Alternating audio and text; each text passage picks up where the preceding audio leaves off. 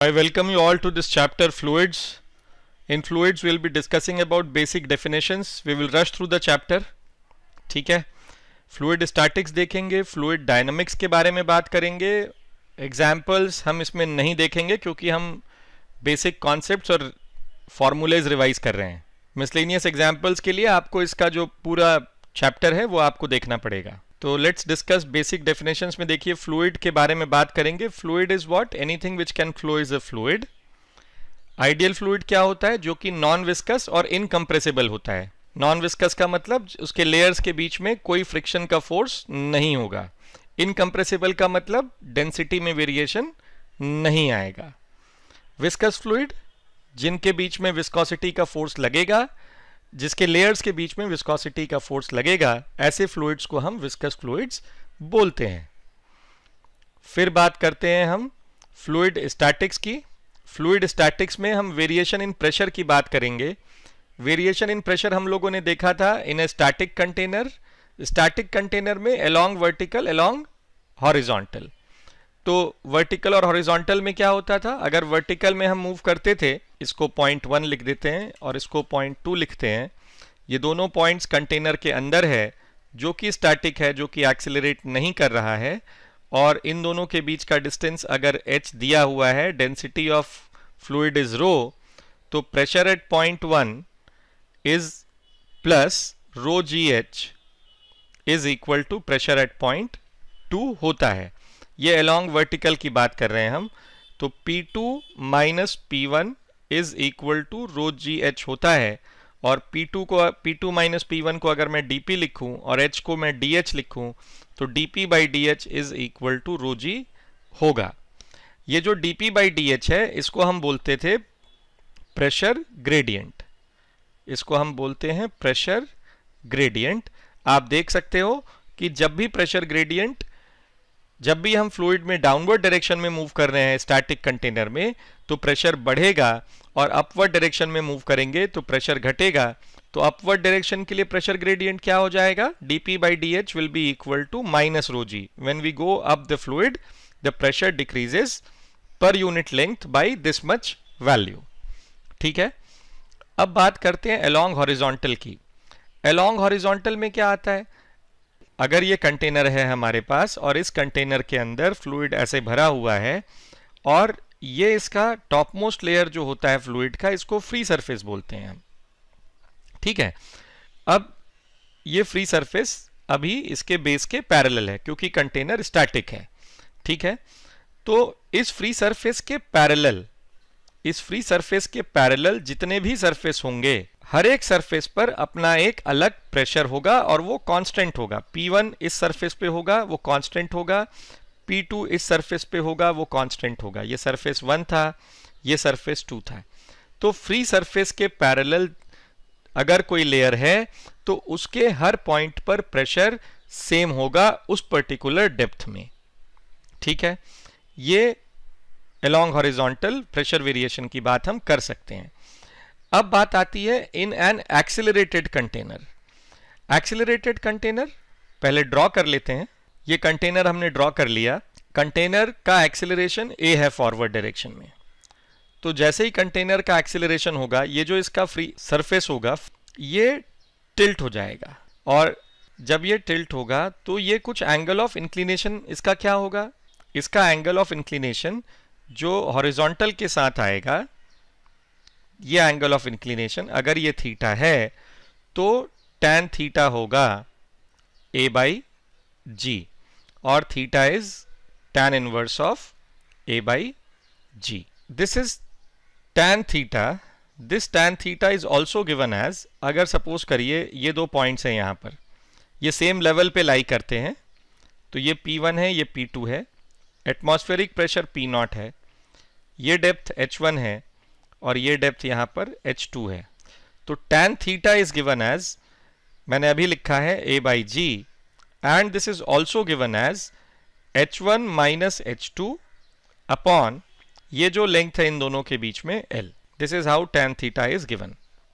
ठीक है. पर अब यहाँ पर एक नया केस हम पढ़ने की कोशिश करते हैं एक्सेलरेटेड कंटेनर के केस में ही. यहाँ पर एक्सीलरेशन अब इस डायरेक्शन में हो गया ए, तो इसके दो कंपोनेंट्स होंगे, एक होगा ए एक्स और एक होगा ए वाई, और एक तो जी है ही है एक्सीलरेशन ड्यू टू ग्रेविटी वाला। तो अब जो एंगल ऑफ इंक्लिनेशन आएगा यहां पर tan theta, now this tan theta will be given as ax upon ay plus g, और theta is equal to tan inverse of ax upon ay plus g। ये हमको ध्यान रखना है। ये कायदे से effective acceleration due to gravity है ay plus ji.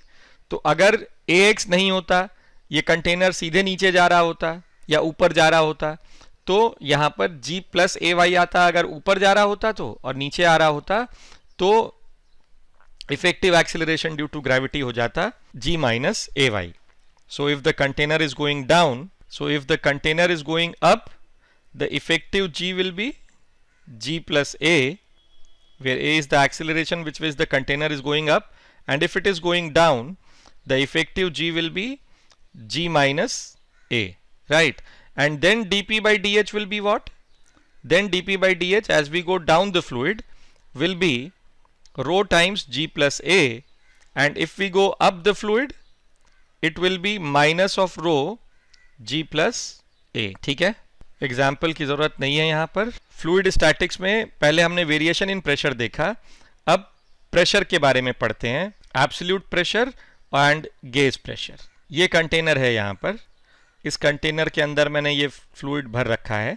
The height of fluid is h, density is rho, pressure is P naught, the atmospheric pressure, right? And we want to find pressure at the bottom of the container. तो pressure P जो यहाँ होगा that will be P not plus rho ji h. Now absolute pressure क्या है? Absolute pressure atmospheric pressure plus the pressure of the fluid है, so this is absolute pressure. और gauge pressure क्या है? Gauge pressure is only the pressure of the fluid, in this case it is rho ji H. So absolute pressure minus atmospheric pressure, this is absolute pressure gives us, absolute pressure minus atmospheric pressure gives us the gauge pressure, right? This is the gauge pressure. Now let's discuss Pascal's law. Pascal's law क्या होता है? Pascal's law का statement है कि any change in pressure in the fluid is propagated to the entire fluid without getting diminished. ठीक है? Any change in pressure in the fluid propagates to the entire fluid without getting diminished.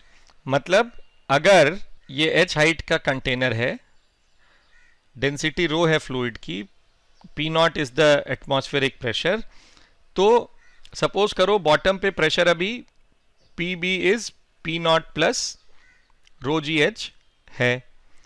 अब अगर ये pressure यहां पर change हो जाए, suppose करो एक एक्स्ट्रा फोर्स लगा दिया, एक्स्ट्रा प्रेशर हमने लगा दिया यहां पर P1, तो जो बॉटम पे प्रेशर होगा, नया प्रेशर जो होगा वो होगा P not plus P1 plus rho ji H. यही हमको पास्कल्स लॉ कहता है। ठीक है, पास्कल्स लॉ का बहुत बढ़िया एग्जाम्पल है सिरिंज, हाइड्रोलिक लिफ्ट्स। सिरिंज आप सबने देखा होता है, hydraulic lifts, hydraulic breaks. Hydraulic lift आप लोग देख सकते हैं गैरेजेस में, जहां पर इस तरीके का एक अरेंजमेंट होता है। ये फोर्स F1 है, यहाँ पर एरिया A1 है, और यहाँ फोर्स F2 लगेगा और ये एरिया A2 है।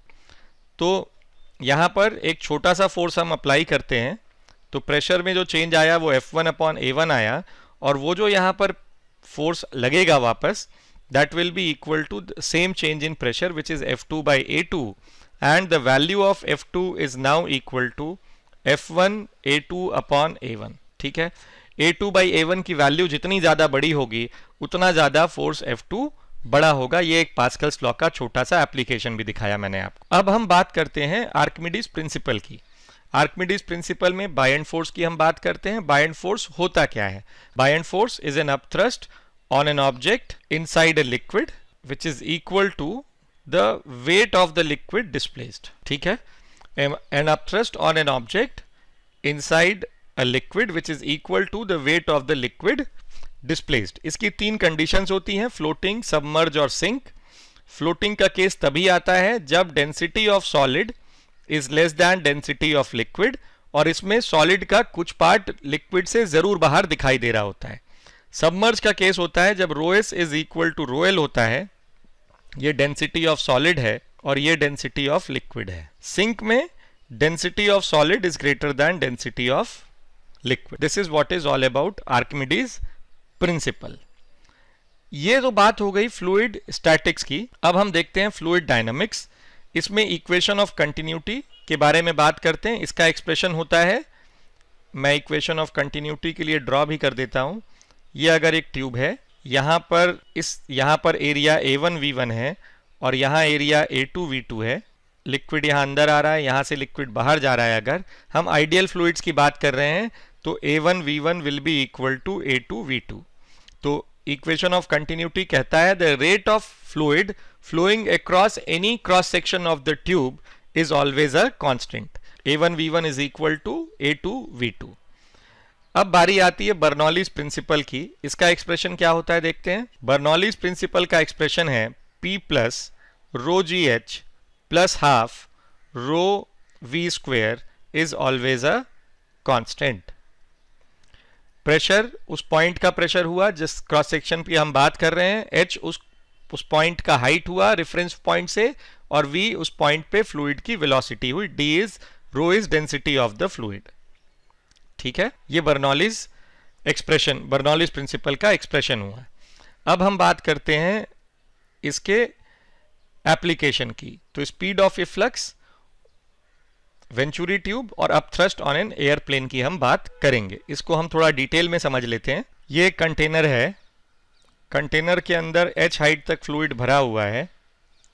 Density of fluid is rho, area A, और यहाँ से जो फ्लूइड बाहर आएगा वो v वेलोसिटी से बाहर आ रहा है, ऐसा हमने माना। ठीक है, इस पॉइंट का एटमॉस्फेरिक प्रेशर P नॉट है, और इस पॉइंट पर भी since this is open to the atmosphere so this is P naught, right. अब यहाँ पर वेलोसिटी v1 मान लेते हैं और यहाँ वेलोसिटी v हम मान चुके हैं। तो cross section area of the container is capital A is the area of the orifice. ठीक है, तो इस पॉइंट पर और इस पॉइंट पर हम बर्नौलीज इक्वेशन अप्लाई करेंगे। तो P not plus rho ji H, because this height is at height, this point is at a height h from the reference level, plus half rho v1 square is equal to P not plus, यहाँ का h कुछ नहीं है, half rho v square. ठीक है, P not cancel हुआ। Also A V1 is equal to small a into V. Since small a is very small as compared to A, therefore V1 will be approximately 0, because V1 is what? AV upon capital A. So this can be approximated as 0. तो V square की value हो गई यहाँ से 2GH, और V is equal to root of 2G। तो ये free fall की तरह काम करता है कि अगर किसी ऑब्जेक्ट को हमने h हाइट से फॉल करवाया है तो उसकी वेलोसिटी हो जाएगी रूट ऑफ 2gh। तो this is what is speed of efflux is. अब सेकेंड केस की बात करते हैं। सेकेंड केस था वेंचुरी ट्यूब। वेंचुरी ट्यूब का काम होता है हॉरिजॉन्टल लेवल पे फ्लोइंग फ्लूइड में प्रेशर डिफरेंस चेक करना। So this is a venturi tube. यहां पर the fluid is flowing into this tube. हमको इन दो पॉइंट्स का प्रेशर डिफरेंस निकालना है। तो यहां पर प्रेशर P1 है मान लेते हैं, यहां प्रेशर P2 है। इस पॉइंट का एरिया क्रॉस सेक्शन A1 हो गया, वेलोसिटी फ्लूइड की V1 हो गई, यहां पर A2 हो गया, वेलोसिटी V2 हो गई। और ये जो डिस्टेंस है ट्यूब का, ये जो वर्टिकल लिम में जो हाइट राइज हुई है ये H1 है, और ये है लिक्विड की हाइट, यहां पर जो राइज हुई वो H2 है। ठीक है, तो अब P1 की वैल्यू होगी P not plus rho g H1, और P2 की वैल्यू होगी P not plus rho g H2। इस पॉइंट पर 1 और 2 पर हम बर्नौलीज इक्वेशन यूज करते हैं। तो P1 plus half rho V1 square is equal to P2 plus half rho V2 square. P1 और P2 की वैल्यू जब सब्स्टिट्यूट करेंगे हम यहाँ पर, तो हमको मिलेगा rho g H1 plus half rho V1 square is equal to rho g H2 plus half rho V2 square. P not cancel हो जाएगा, इवन रो भी कैंसिल हो जाएगा यहां से, और फिर हमको यहां पर मिलता है H1 माइनस H2 अगर हमें देखना होगा, H1 माइनस H2 अगर हमको देखना होगा तो ये आएगा V2 square minus V1 square upon 2G। So this is the difference in height in the capillaries of the Venturi tube. Pressure difference हम बड़े आसानी से P1 minus P2 is equal to rho g H1 minus H2 करके निकाल सकते हैं, या हम वेलोसिटीज के टर्म्स में भी उसको निकाल सकते हैं इस एक्सप्रेशन से। ये हमने देखा दो एप्लीकेशन बर्नौलीज इक्वेशन के। एक लास्ट एप्लीकेशन है यहाँ पर अपथ्रस्ट ऑन द एरोप्लेन। ये because of its aerodynamic shape, the fluid eight the bottom is having velocity v1, that is air, and at the top it is having velocity as v2। ये यहाँ पे जो height का जो difference होगा because of very less density of air, हम इसको अभी इग्नोर कर सकते हैं। तो इन दोनों पॉइंट्स पे हम बर्नौलीज एक्सप्रेशन यूज करते हैं। P1 plus half rho V1 square is equal to P2 plus half rho V2 square. So P1 minus P2 is the excess pressure and this is equal to half rho V2 square minus V1 square। V2 की value काफी ज्यादा होती है V1 से because of the aerodynamic shape of the aeroplane. अब ये wing span होता है, टेल, ये दोनों विंग्स के एंड टू एंड अगर हम मेजर करेंगे तो ये विंग स्पैन होता है, और हमको इसका एरिया दिया होता है जिसको हम A से डिनोट करते हैं। ये होता है विंग स्पैन एरिया। तो जो अपथ्रस्ट लगेगा यहां पर that will be equal to P1 minus P2 into area A, और it will be half of rho A into V2 square minus V1 square. So this is how we see upthrust on an airplane because of Bernoulli's application। Now coming back to our mind map, हम लोगों ने इसमें, मैं एक बार पूरा mind map आपके लिए खोलता हूं। ये हमने इस माइंड मैप के अंडर पढ़ा है पूरा। Fluids, basic definitions: fluid, ideal fluid, viscous fluid, fluid statics, variation in pressure in a static container, उसमें along vertical horizontal देखा हमने, in an accelerated container देखा, fluid statics पढ़ा हमने, उसमें pressure, Pascal's law, Archimedes principle, फिर fluid dynamics पढ़ा उसमें हमने equation of continuity, Bernoulli's principle and application of Bernoulli's principle देखा हमने। ठीक है, तो ये माइंड मैप आपको अवेलेबल भी है, आपके लिंक पे आप जाएंगे, आप डाउनलोड भी कर सकते हैं और आप उस पर प्रैक्टिस भी कर सकते हैं। आप you have to give it a thought, right. जब भी कोई टॉपिक सामने आता है, जैसे आपके पास एक फील्ड सामने आई, basic definition, now you have to think what was the definition of the fluid, right. Now comes ideal fluid and viscous fluid. आपको ये ध्यान रखना है कि आइडियल फ्लूइड की प्रॉपर्टी क्या थी। तो इसीलिए मैंने इस छोटे से वीडियो में आपको ये बताने की कोशिश की है कि हम लोगों ने ये सब चीजें पढ़ रखी हैं। इन डिटेल पढ़ना चाहते हैं आप, तो आपको इन डिटेल पढ़ने के लिए इसके जो लॉन्गर ड्यूरेशन के वीडियोस हैं, 1.5-2 घंटे के वीडियोस हैं, वो आपको देखने चाहिए। ठीक है, so thank you so much. We will meet again in the next chapter, that is properties of matter. Good bye.